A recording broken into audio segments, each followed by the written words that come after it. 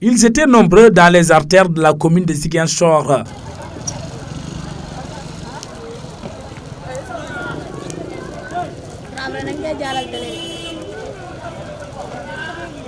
Des pneus brûlés, des routes barrées, ces étudiants ont perturbé la circulation pendant plus de 3 heures ce lundi matin.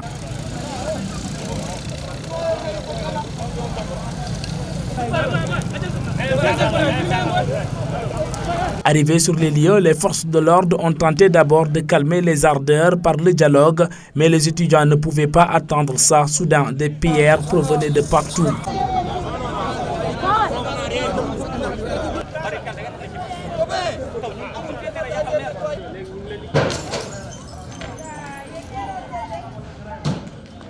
S'en suivra une confrontation qui va engendrer la mise en arrêt d'un étudiant. On peut arrêter un révolutionnaire, mais on ne peut pas arrêter une révolution. Donc, ils ont arrêté un révolutionnaire, c'est un frère, c'est un élément clé de cette activité.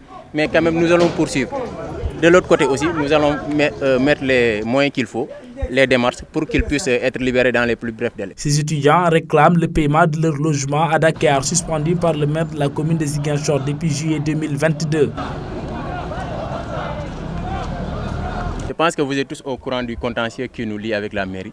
Donc depuis février dernier, nous sommes en négociation pour qu'ils puissent nous renouveler le contrat qui a été signé par la mairie précédente, c'est-à-dire celle de Baldé. Donc eux, ils sont venus, ils ont vu ici le contrat. On est rentré en contact avec eux pour qu'ils puissent nous renouveler ce contrat.